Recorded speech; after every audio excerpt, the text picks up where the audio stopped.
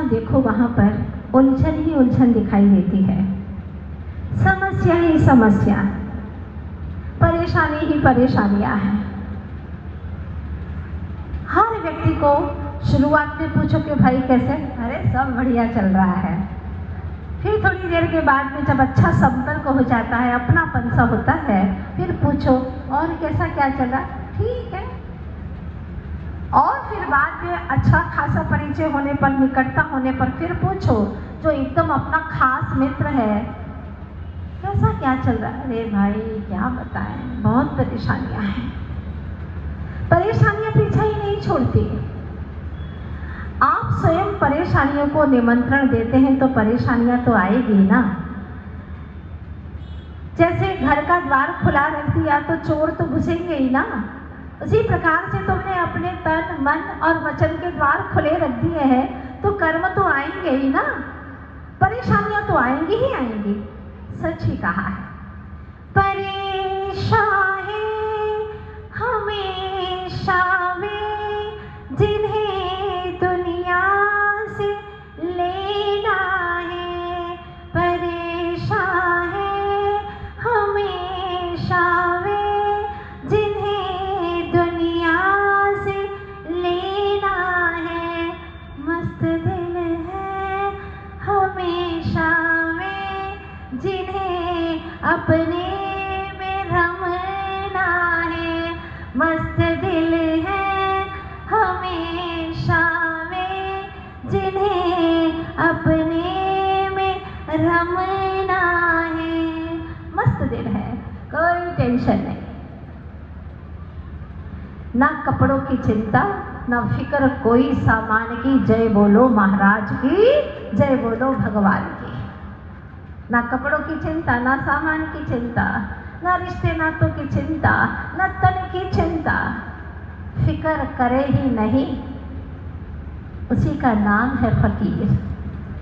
जो फिक्र करता ही नहीं, फिक्र करना मेरा स्वरूप ही नहीं।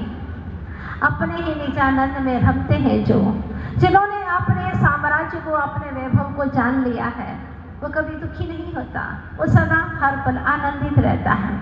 परेशान है हमेशा वे जिन्हें दुनिया से लेना है, ये भी चाहिए वो भी चाहिए, इसके जैसा धन दौलत भी चाहिए, इसके जैसी प्रतिष्ठा भी चाहिए, इसके जैसा रूपवान रूपवती सुंदरी, ऐसा सुंदर शरीर भी चाहिए, जिसे दुनिया से चाहिए चाहिए चाहिए। तो ध्यान रखना, जितनी चाह रखोगे उतनी दाह मिलेगी, चाह रखोगे दाह मिलेगी, अपेक्षा रखोगे उपेक्षा मिलेगी।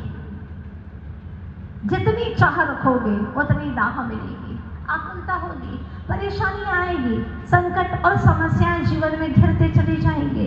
इसलिए कुछ चाह न रखो, भगवान की राह पर चलो, चलते चले जाओ, अपने आप ही रास्ते मिलते चले जाएंगे। खुशियां खुद तुम्हारा इंतजार करेगी, तुम्हारा द्वार खटखटाएगी खुशियां स्वयं।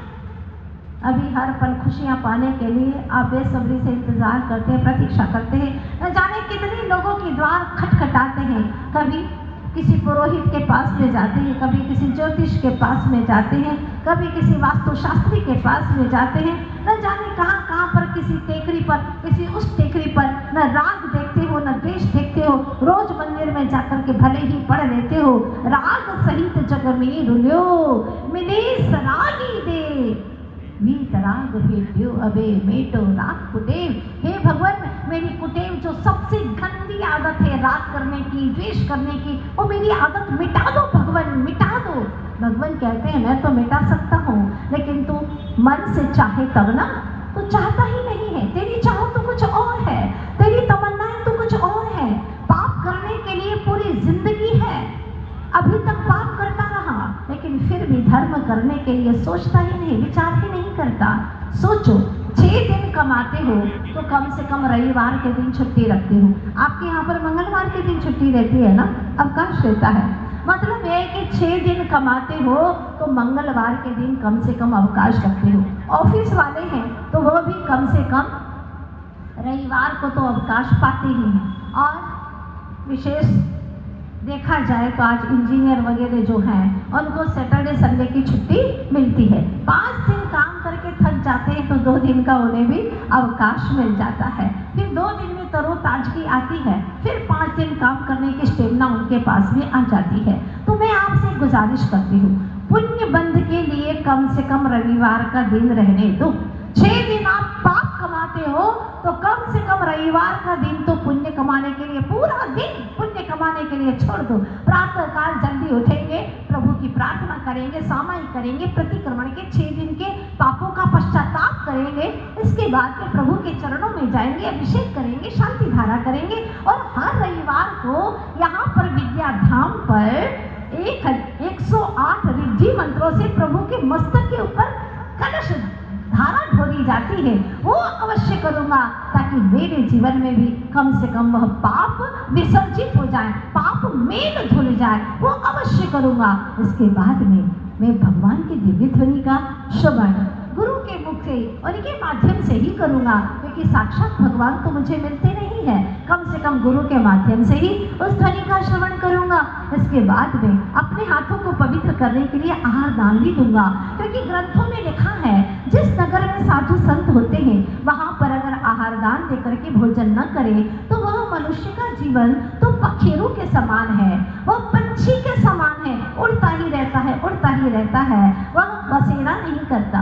वह कम से कम पंछी भी बसेरा करना सीख गए हैं तुम लोगों को देख करके, लेकिन तुम अपने जीवन में पुण्यार्जन नहीं करना चाहते।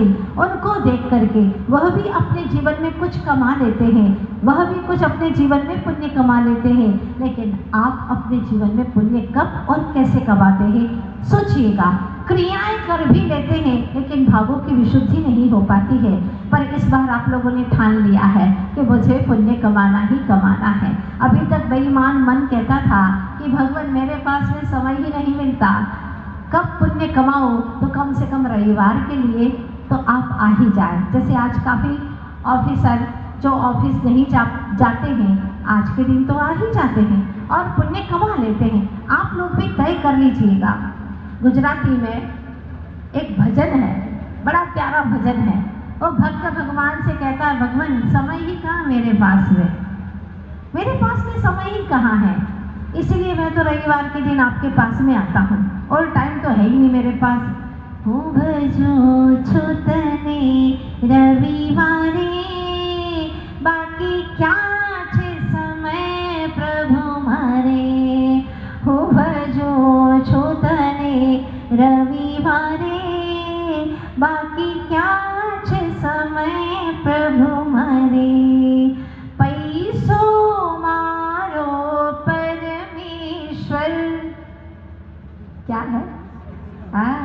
पैसो मारो परमेश्वर, हूँ भजो छोएने पल पल, बाकी क्या छे समय प्रभु मारे।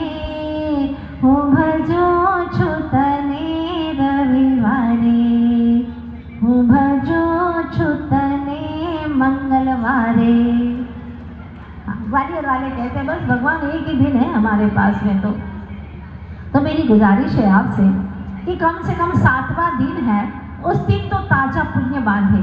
6 दिन पाप किया तो 7वें दिन ताजा पुण्य बांधे। बासी बासी खा रहे हैं, पता नहीं कौन से जमाने का खा रहे हैं, कितने भवों का बैठ करके बासी पुण्य खा रहे हैं।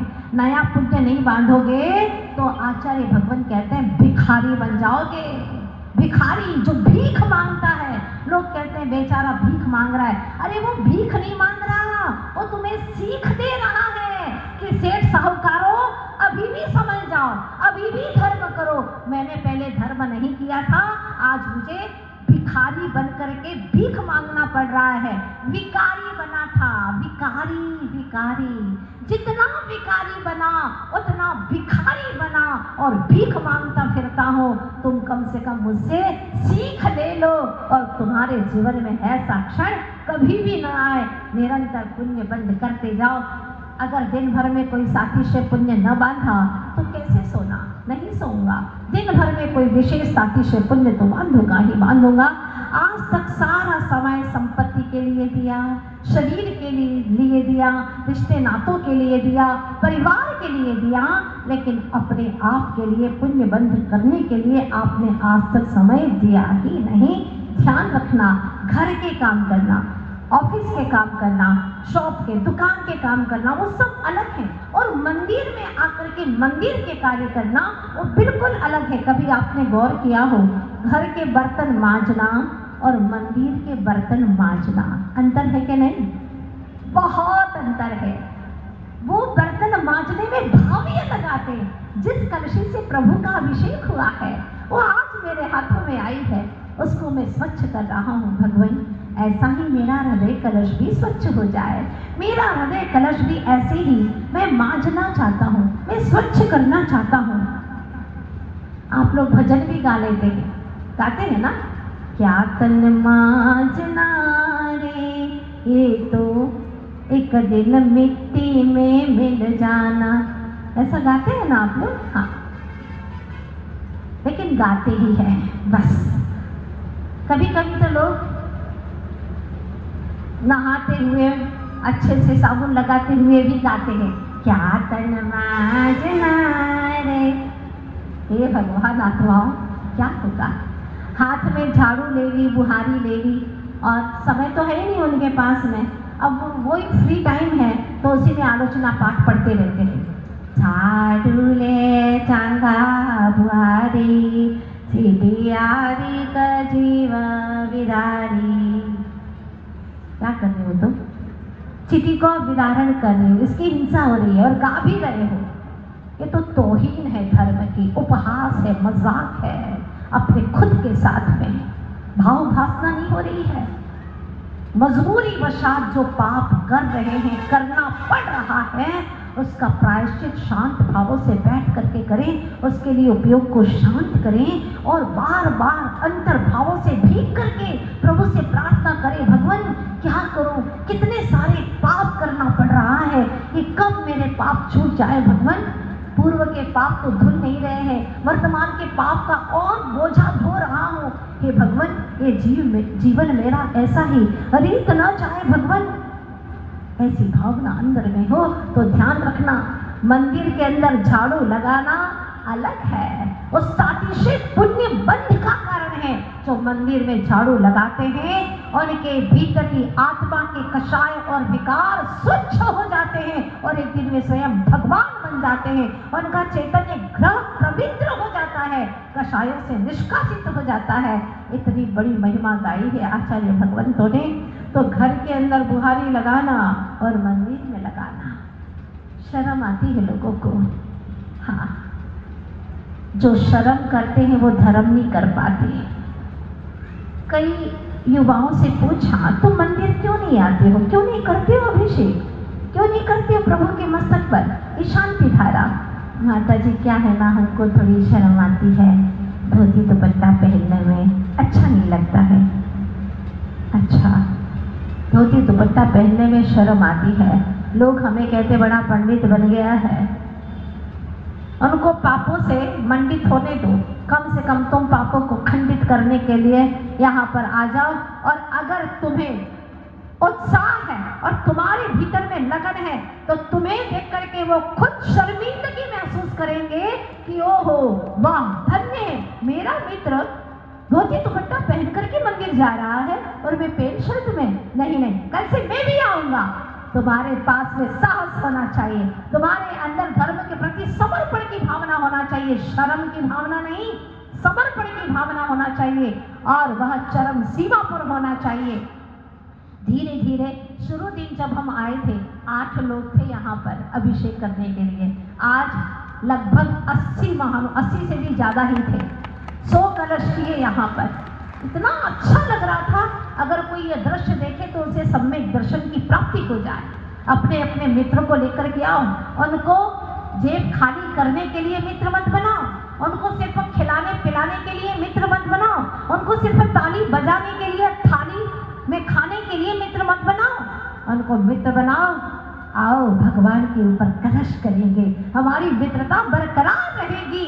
मित्र को समझाओ कितना अनमोल क्षण है यहाँ, ये तुम्हारी मित्रता है। और यहाँ पर जिसका ये स्थान है, जिनका भी यहाँ सम्मान किया आपने, उन्होंने इतनी अच्छी भावना, भाई कमेटी वाले लोगों ने भावना बना करके यहाँ पूरा बड़ा स्थान कर दिया मंदिर का, क्योंकि उन्हें मालूम था कि इस चतुर्मास में यहाँ पर सैकड़ों नहीं हजारों भक्तगण आने वाले हैं, भगवान की उपासना करने वाले हैं, ताकि सभी लोग बैठ करके भगवान का मुख दर्शन कर सके, उनका अभिषेक कर सके, उनकी भक्ति और प्रार्थना कर सके। इसके लिए इतना बड़ा चौगान बना दिया। बस अब आपको भावना बनाना ये आपके हाथों में है। अगर भीतर से ही भावना नहीं है, श्रद्धा नहीं है, तो खींच तान करके कोई भगवान की भक्ति नहीं करा सकता।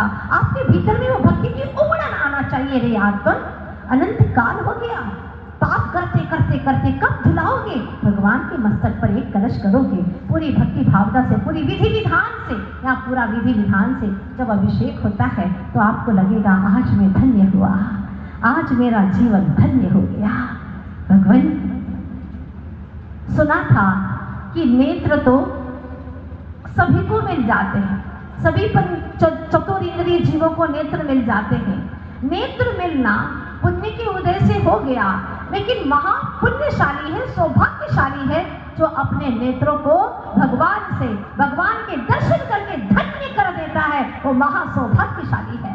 पापी है, अधर्मी है, भाव भाव भटकने वाला है, जो दिन भर अपने उस छोटे से डिब्बे के अंदर, पप्पू के अंदर देखता रहता है और आंखों को गड़ा करके अपनी आंखें बर्बाद कर देता है। पता नहीं कितने घंटे उसके अंदर देखता रहता है, निरर्थक है। आचार्य भगवान कहते हैं कि कान मिले हैं तुम्हें पुण्य के उदय से, लेकिन कान का सदुपयोग करना। देखो इन भव्य जीवों को, ये भव्य आत्माएं, ये निकट भव्य आत्माएं जो अपना कान का, अपने कर्ण कुहर का सदुपयोग करने के लिए घर छोड़ करके सबकी बातें नहीं सुनना है, हमें तो भगवान की वाणी सुनना है, सुनने के लिए यहाँ पर आकर के बैठ गए। ये निकट भव्य जीवों की निशानी है। कहते हैं पापी अधर्मी जीव को धर्म कथा न सुहाए, के ऊँघे के लड़ी पड़े के उठ के घर जाए। जो पापी हैं, अधर्मी हैं, उनको धर्म की कथा अच्छी लगती ही नहीं है। अगर आप भी गए, कदाचित कोई पकड़ करके जबरदस्ती ले भी आया, तो यहाँ पर आकर के नींद लेंगे। हमें दिखता है यहाँ से कौन कौन नींद लेता है। पापी अधर्मी जीव को धर्म कथा न सुहाए, के ऊँघे, या तो ऊँघता रहेगा, फिर यहाँ आ करके घर में तो चलती नहीं, तो यहाँ आकर के चलाएगा, अपनी रोब झाड़ेगा और लड़ पड़ेगा, कुछ भी कह देगा, किसी से भी जो मन में आ उठाई जीव तलुए से मार दी। बुंदेलखंड में कहते हैं जो कुछ भी कह दिया, यहाँ किसी को कुछ भी अनधिकार बोलने का अधिकार नहीं है। ये प्रभु का समो शरण है और धर्म की सभा है। अगर कोई कहने का अधिकारी है तो वह है जिनेंद्र भगवान, और फिर उनकी गद्दी पर बैठने वाले सदगुरु। इसके सिवा तीसरों को कुछ भी अनर्गल बोलने का कतई अधिकार नहीं है। बोलता है तो अनधिकार चेष्टा करता है, किसी का दिल दुखाना मत। अगर दिल दुखाया है तो तुम जैनी नहीं हो सकते, और यहाँ मंच तक आने के कतई अधिकारी नहीं है। ध्यान रखना, पहले ये तय कर लेना, हम यहाँ आएंगे, प्रवेश किया है, परिणामों को शांत, कषायों को मन, इसके बाद में प्रवेश करना। यहाँ तू मैं करने का रणांगण नहीं है, ये युद्ध स्थल नहीं है, ये विवाद का स्थल नहीं है, बच्चों को खेलने का मैदान नहीं है। नहीं तो माँ बाप बैठ गए, बच्चों को छूटा छोड़ दिया, वो खेलते कूदते हैं, और जो श्रवण करने वाले श्रोता है उन्हें बाधा पहुँचती है। ध्यान रखना, ये धर्म सभा है, तुम्हें कान मिले हैं, श्रवण करो, इसका सदुपयोग करो। अन्यथा ये कूड़ा घर है, कूड़ा घर, कूड़ा डाल दिया अंदर में। दिन भर में क्या डालते हो इसके अंदर? कूड़ा कचरा डालते हो कि नहीं डालते हो? अगर तुम्हारे घर के अंदर कोई कूड़ा कचरा डाल दे, घर के अंदर तो कौन डालेगा, किसी की इतनी हिम्मत ही नहीं है, पर घर के आंगन में, गली में भी, तुम्हारी घर की गली में भी डाल जाए, एक बार उसको सब देखो भाई ये हमारी घर की गली, यहाँ तुम कूड़ा कचरा नहीं डालोगे, फिर दोबारा डाल दे, उसको हिदायत दोगे, देखो बोल दिया हमने तुम्हें यहाँ कचरा नहीं डालोगे, पर बार बार डाले तो तुम रिपोर्ट दर्ज कराते हो, है ना? हाँ, नगर पालिका के कर्मचारी आते हैं, कचरा उठाते हैं, आपको अच्छा नहीं लगता है। लेकिन एक बात बताऊँ आपको, घर के आंगन में भी कूड़ा कचरा कोई डाल दे तो आप रिपोर्ट करते हो, है ना, उसके प्रति नफरत करते हो। लेकिन कोई आपकी सहेली, कोई आपका मित्र आपके पास में आकर के सुना क्या तूने, कुछ सुना कि नहीं सुना? नहीं, हमने तो कुछ नहीं सुना। ओहो, इतनी बड़ी बात होगी, तूने कुछ सुना ही नहीं अभी तक, कितनी बड़ी बात हो गई, क्या हो गया? अरे तेरी पड़ोसन की, हाँ गजब है, पूरी दुनिया में बात फैल गई, तुझे पता ही नहीं है। वो क्या है ना, आजकल माता जी आई है ना, तो हम तो दिन भर वही लगे रहे। अरे क्या जिंदगी है तेरी, सुन तो सही, उसकी लड़की भाग गई, तुझे पता ही नहीं है। अच्छा, और फिर वो पास का जो पड़ोसी है ना, वो तेरे बारे में कल क्या क्या कह रहा था, क्या कह रहा था, ऐसे ऐसे गाली दे रहा था तुझे। अब तो कान अच्छे से खोल करके डालते जाओ, डालते जाओ, डालते जाओ, सारा कूड़ा कचरा कान में डलवा देते दोनों ओर से। और बदले में वो जब जाने लगती है, कहती को किसी को बताना मत, है ना, हम ये बातें कहना नहीं चाहते, पाप लगता है ना, अपन तो जानते हैं जेनी है, अपन सब समझते हैं इस बात को, पाप लगता है, अपने को बोलना नहीं चाहिए। पर वो तो तुमको क्या, तुम मेरी अपनी हो ना, तुम मेरे अपने हो, खास मित्र हो, इसलिए मैंने आपको बता दिया, वरना हम किसी को कहते नहीं। बहुत पाप लगता है, जिनवाणी में लिखा है, किसी की निंदा पुराण वाचना, अनंत भव तक नरक निगोद की यात्रा करना है। बाबा अपने को तो बचना है ना। हाँ, ओम शांति। सारा कान में कचरा डाल दिया। देखो मैंने तो नहीं कहा तुम किसी को बताना मत, है ना, तेरी सौगंध में काय को बताऊंगी, तो मर जाए तो मर जाए, कोई चिंता की बात ही नहीं है, तेरी सौगंध है। अब वो भी प्रतीक्षा करती है कोई ऐसी सहेली मिल जाए और उसके काम में मैं भी उन्हें लूं। शाम तक तो पूरे ग्वालियर में बात फैल जाती है, अखबार में छपाने की भी जरूरत नहीं पड़ती, कानों कान बात पहुंच जाती है।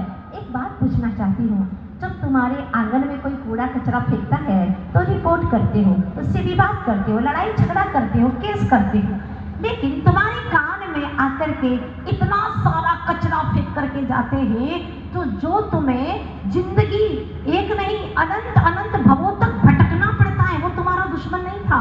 उसकी गलत बातें सुनकर के तुम उसके प्रति दुश्मनी रखते हो, उससे नफरत करते हो, जन्म जन्मांतर तक उसके प्रति वैर भाव रखते हो, कितने कर्म मानते हो, तुम्हारा भविष्य बिगाड़ने के लिए वो आया है, इसके बावजूद भी बदले में उसे धन्यवाद देते हो, प्यार के नयनों से निहारते हो, कहती हो तुम मेरे कितने अपने हो। आहा, ये टाइटल देती हो तुम। क्या हो गया तुम्हें? ये कान तुम्हें मिले थे जिनवाणी श्रवण करने के लिए, किसी की निंदा सुनने के लिए नहीं। ध्यान रखना, संभल जाना। इसीलिए अपने नर जीवन को सार्थक करना है तो पुरुषार्थ करिएगा। जो सुनता है उसी को लोग आके सुनाते हैं, जो सुनता ही नहीं उसको कभी आकर के नहीं सुनाते। ध्यान रखना। फिर ये मत कहना हम तो सुनना चाहते ही नहीं थे लेकिन आके सुना दिया, कभी नहीं सुनाएगा। अगर एक बार निंदा सुनाने के लिए और कह दो कि तुम जिसकी निंदा सुना रहे हो हम उन्हीं को जाकर के बता देंगे, बताएंगे, बिल्कुल हमारा नियम है, माता जी से नियम लिया है हमने, तुम जिसकी निंदा कर रहे हो हम उन्हीं को जाकर के बताएंगे। दूसरी बार आना ही बंद कर देगा, सुनाना बंद कर देगा। तो आचार्य देव कहते हैं कि बड़ी मुश्किल से तुम्हें यह नेत्र मिले, बड़ी मुश्किल से तुम्हें यह कान मिले, बड़ी मुश्किल से तुम्हें यह हाथ मिले हैं, इससे शुभ कार्य कर लो। देखो बेचारे जिनके पास में हाथ नहीं होते वो आकर के पूछते माता जी हमारे जीवन में ऐसा पुण्य उदय कब आएगा कि हम आंखों से दर्शन कर सके, हम कानों से जिनवाणी श्रवण कर सके। बहरे हैं बेचारे, आंखों से देख नहीं पाते, हाथ उनके काम नहीं करते, लकवा लग गया है, कुछ काम नहीं करते। अभी तुम्हारे हाथ अच्छे हैं, कर लो, पता नहीं ये क्षण फिर मिले ना मिले। जब तक तुम्हारा शरीर अच्छा है इससे पुण्य का लाभ ले लो, जब तक तुम्हारे पैर अच्छे हैं तब तक तीर्थ वंदना कर लो, यहाँ तक आ जाओ। ये बहाना मत करो कि हमारे पास समय नहीं है, कब आए कैसे आए, सारे बहाने खत्म कर दो। पुण्य के लिए, धर्म कमाने के लिए कोई बहाना नहीं, बस जिन धर्म प्राप्त किया है महापुण्य के उदय से तुम इसका सदुपयोग करो। कहते हैं ना, मैं महापुण्य उदय से जिन धर्म पा गया, मैं महापुण्य उदय से जिन धर्म पा गया, चार खा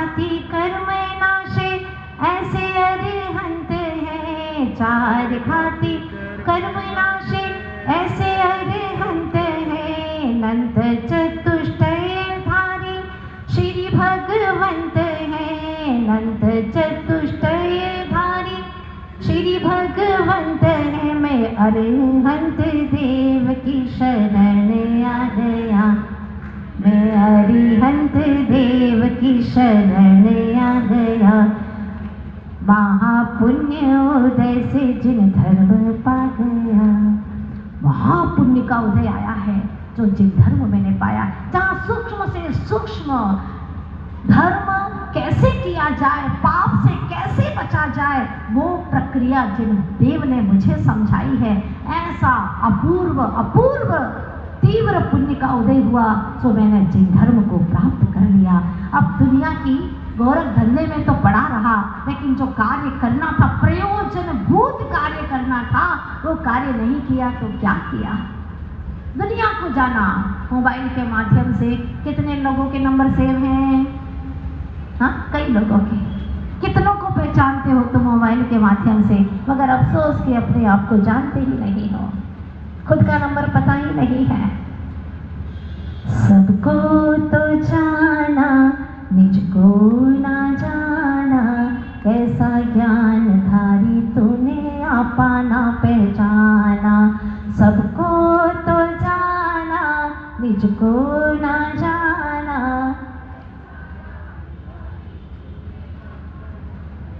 बस यही तो दिक्कत है, ये भी मजा ले करके गा रहे हैं। मजा आ गया भगवान, बहुत मजा आ गया।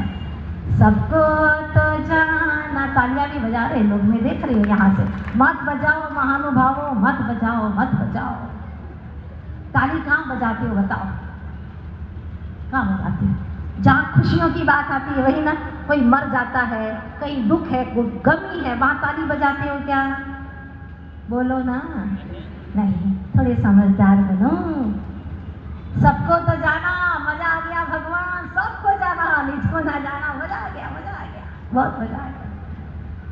कैसा ज्ञानधारी है तू, आपा पहचाना ही नहीं, खुद को पहचाना ही नहीं, मजा आ गया भगवान, मजा आ गया, खूब मजा आ गया। ये कोई ताली बजाने की बात है, पीड़ा की बात है, लेकिन ये जानते ही नहीं, क्योंकि भाव भासना है नहीं। ताली बजाना है, झांझर मजीरे बजाना है। मैं देखती हूँ मंदिर के अंदर लोग पूजा करते रहते हैं। अनादिकाल से जग में स्वामी जल से शुचिता को माना, शुद्ध निजातम सम्यक रत्ना त्रय निधि को नहीं पहचाना। तालियां पे तालियां, तालियां ऐसी बजती रहती हैं। भगवान देखा, भगवान तेरा भक्त अनादिकाल से जग में स्वामी, बोलो, जल से शुचिता को माना है, शुद्ध निर्जातम सम्यक रत्ना त्रय नीति को पहचाना ही नहीं है। बहुत मजा आ गया, आज तक का मजा आ गया भगवान। देखो तालियां बजा रहा आपका भक्त, नहीं जाना अभी तक, नहीं जाना, मजा आ गया। अरे जान करके मजा आना चाहिए था, नहीं जान करके तालियां बजा रहे हैं, मतलब ये जहां आंसू की धार बहना चाहिए थी वहां तालियां बज रही है। समझदार बनो, समझदार, भाव भाषा करो, क्या पढ़ रहे हो कम से कम ये तो समझो। आचार्य देव कहते हैं, सबको तो जाना, निज को ना जाना, कैसा ज्ञान धारी तूने आपा ना पहचाना। कैसा ज्ञान धारी तूने आपा ना पहचाना। कैसा ज्ञान धारी है तू, अरे कैसा ज्ञानी है तू, तूने अपने आप को नहीं जाना। दुनिया को जानने के दिन हाँकने वाला खुद को जानता ही नहीं। दिया तले अंधेरा, दिया जल रहा है पर उसके तल में अंधेरा है। ऐसी ही दशा है तेरी, आखिर तू कब समझेगा, कब मानेगा तू भगवान की, कब जानेगा तू अपने आप को, कब वो शुभ घड़ी आएगी तेरे जीवन की। आचार्य भगवान कहते हैं, वह व्यक्ति, वह सेठ कुछ धर्म कर्म नहीं करता और वो खरबों का मालिक है, और सेठानी बड़ी धर्मात्मा है, बड़ी धर्मात्मा है। वो चातुर्मास के काल में प्रतिदिन प्रवचन सुनती है, आहार दान देती है, और पति को उतना ही गुस्सा आता है, वो उतना कर्म बांधता है, वो उतना ही पुण्य बांधती है, वो उतना ही पाप बांधता है। दोनों बिल्कुल विपरीत दिशा में है। सेठानी निरंतर पुण्य बांधती रहती है और वो निरंतर पाप बांधता रहता है।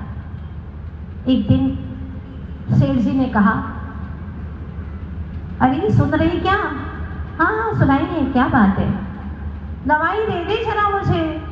दवाई दे दे, समय हो गया है। हाँ हाँ अभी लाती हूँ, जरा बच्चे को दूध पिला दूँ, बच्चा रो रहा है। चुप हो जाता है। फिर थोड़ी देर में आवाज लगाता है, अरे सुना क्या नहीं, दवाई दे देना मुझे। हाँ हाँ आ रही हूँ, अभी आ रही हूँ, बस ये थोड़ी सी रोटी सेक लूँ, इसके बाद में आती हूँ। फिर थोड़ी देर में आवाज लगाता है, अरे सुनती क्यों नहीं, कितना समय हो गया, कब देगी दवाई? दे रही हूँ ना, वो दूध वाला आ गया है, आवाज लगा रहा है, जरा दूध ले लो, फिर मर्यादा से बाहर हो जाएगा, उसको गर्म कर दो, फिर आ रही हूँ। बड़ा गुस्सा आ गया उसको, एक के बाद में काम ही काम, मेरा काम ही नहीं कर रही है। गुस्से में आकर के तपाक से बोला, कब देगी दवाई, जब मर जाऊंगा तब देगी क्या? स्वामी आपकी सेवा में सदा हाजिर हूँ, मैं यही आपसे निवेदन करना चाहती हूँ, जैसे आप दवाई के लिए तड़प रहे हैं, ऐसे धर्म के लिए तड़प जाओ ना स्वामी, धर्म के लिए तड़प जाओ। जैसे आपने कहा कि मर जाऊंगा तब दवाई देगी, स्वामी एक दिन मरने का समय आ जाएगा, कब धर्म करोगे, कब करोगे आप? समय कब आ जाए कोई भरोसा नहीं है, मृत्यु कोई निश्चित नहीं है स्वामी। इसीलिए बस मेरी यही भावना है कि आप धर्म कर लो।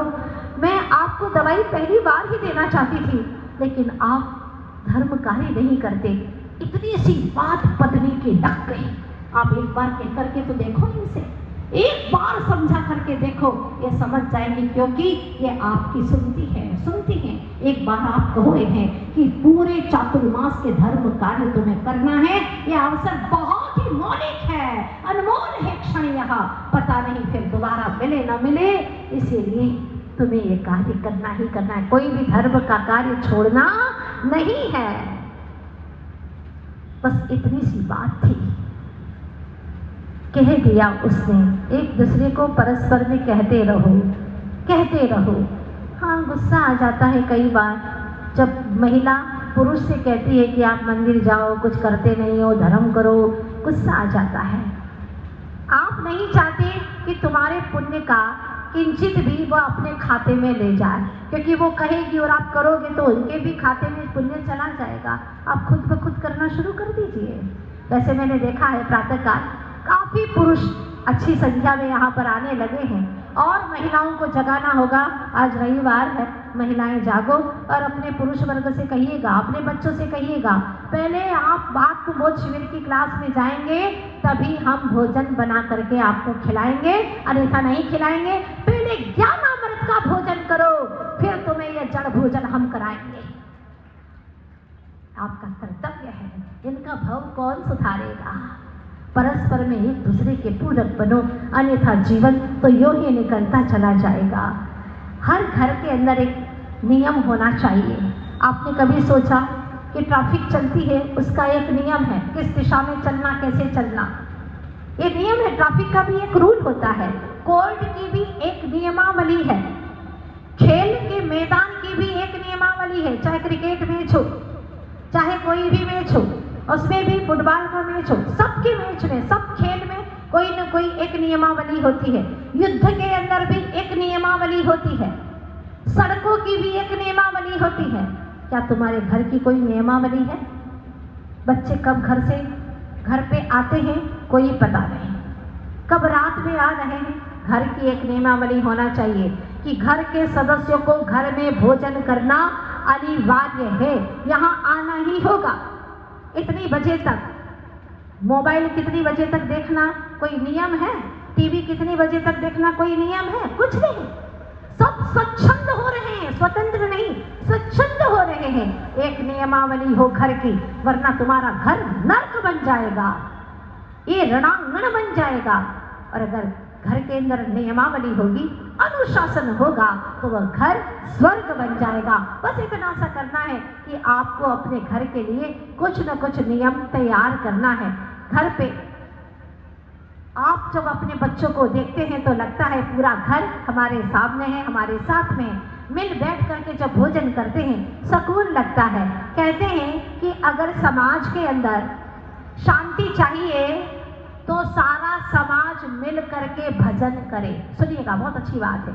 अगर सारे समाज में शांति चाहिए तो सारा समाज मिल करके भजन करे, जैसे आप लोगों ने अभी करना शुरू कर दिया है। यहाँ नित्य प्रतिदिन कुछ न कुछ नई नई बातें मिलती है तो सीधी हृदय के अंदर प्रवेश कर जाती है। अगर समाज में शांति चाहिए तो सामूहिक मिल करके भजन करो, और परिवार में सुख शांति चाहिए तो मिल करके भोजन करो, मिल करके भोजन करो। प्रेम से मनुहार से एक दूसरे को भोजन कराओ, सारी कषाय खत्म हो जाएगी। ये निश्चित बात है। घर के बच्चों को क्या पहनना चाहिए, क्या नहीं पहनना चाहिए, कुछ नियमावली है कि नहीं है। चाहे जैसा वस्त्र लड़की पहन रही है और घर से बाहर निकल रही है, बाप देख रहा है, भाई देख रहे हैं, लज्जा आ रही है उन्हें, शर्म से आंखें नीची हो जाती हैं। आप क्या पहना रहे हैं, क्या कर रहे हैं आप? माँ बाप का क्या कोई दायित्व होता है, कोई जिम्मेदारी होती है? जन्म दे दिया और फेंक दिया, बस जाने जैसा जो कुछ भी कर रहे हैं।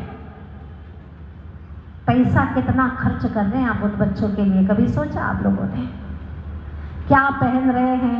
सिगरेट पी रहे हैं, सिगरेट लड़कियां पी रही हैं, और क्या पी रही हैं, और क्या खा रही हैं, किसके साथ में घूम रही हैं, पता है तुम्हें? क्या दिया तुमने उन्हें? उन्हें पैसे तुमने कमा करके दे दिए, बेटा मौज करो, ऐशो आराम में जियो। तुमने कभी कोई कमी नहीं रखी उनके लिए। लेकिन आज हर माँ पिता बच्चों को टोकने में साहस नहीं रखते, उनकी गलतियों को बताने में डरते हैं, साहस नहीं है उनके अंदर। पहले बच्चे माँ बाप से डरते थे, गलती नहीं करते थे फिर भी डरते थे। आज बच्चे बेहिसाब गलतियां कर रहे हैं, लेकिन माँ बाप उसे कहने में डर रहे हैं। आखिर क्यों? क्योंकि तुमने उनको घूमने घामने के लिए कार तो दे दी, लेकिन संस्कार नहीं दिए। इसी का अंजाम है आज तुम ये दुख भोग रहे हो। जरूरत है हर माँ बाप अपने बच्चों को यहाँ जरूर भेजे। तुम जाओ दुकान पर बैठो, तुम करो घर के काम, लेकिन अपने जवान युवा लड़के लड़कियों को जरूर धर्म सभा में भेजो, ताकि वह जिन धर्म क्या है, क्या शान है हमारे धर्म की, जिन शासन की क्या शान है, क्या गौरव है, वो उसे समझे और अनुशासित होकर के अपना जीवन जी सके। तुम 25 वर्ष तक जो नहीं समझा सकते, वो यहाँ पर 25 मिनट में आकर के बच्चे समझ जाते हैं और अपने जीवन को रूपांतरित कर देते हैं। ये निश्चित बात है। इसीलिए आप लोगों ने देखा होगा कि एक माँ बाप अपने बच्चों को कहने में डरते हैं, कहीं वह सुसाइड न कर ले, ये डर लगता है उन्हें, कुछ गड़बड़ न कर बैठे, ये डर लगता है उन्हें, क्योंकि उन्होंने बचपन से संस्कार ही नहीं दिए इसे। इतना डरपोक बनाया है, इतना असहिष्णु है कि उसको एक बात भी कहो तो वो मर जाए। कैसा बच्चा है तुम्हारा? पहले के समय में 50-50, 100 लोग एक ही घर में रह लेते थे, मारपीट कर लेते थे, बच्चे मजबूत हो जाते थे, आपस में मारपीट करके बड़े मजे से फिर दूसरे क्षण गले में हाथ डाल करके खेलने लग जाते थे, और कितने कितने भाई बहन एक साथ बड़े हो जाते थे, पता ही नहीं चलता था। आज के समय में बहुत ही समय ने करवट बदल ली है। दूसरी तरफ जहां गुरु और शिष्य होते हैं, आपके बच्चों के साथ में आपके खून का संबंध है, आपने कोई कमी नहीं रखी, फिर भी आप बोलने में कतराते हैं। लेकिन गुरु शिष्य को जहां कोई खून का संबंध नहीं है, फिर भी वो ऐसे ऐसे दंड दे देता है, फिर भी शिष्य हंसते हंसते मुस्कुराते हुए अहोभाव से दंड को स्वीकार करके अपनी आत्मा को पवित्र कर लेता है। क्यों? क्योंकि गुरु का अनुशासन है, गुरु स्वयं संस्कारित है तो अपने शिष्यों को भी संस्कारित कर देता है। बस यही बात है। समय आज आपका काफी हो चुका है, इसीलिए बातें तो मुझे बहुत कुछ करना है। जहां आप बैठे हैं वहीं से खड़े होकर के चलना है हमें, जहां आप लोग चल सके अच्छे से और अपनी मंजिल को प्राप्त कर सके। बस आज इतना ही। एक दिन आपको धर्म के लिए रहने देना है और अपने बच्चों को भी जगाना है। आप भले ना आओ, आप घर के काम कर लेना, अपनी बहुओं को भेजना, अपनी बेटियों को भेजना, बेटा जाओ आत्मा की कथा सुनो, जिन शासन क्या कहता है, हमारे तीर्थंकर भगवंत क्या कह चुके हैं, जाओ बेटा सुनो और अपना आत्म कल्याण करो। हमारा तो हो ही जाएगा, पर तुम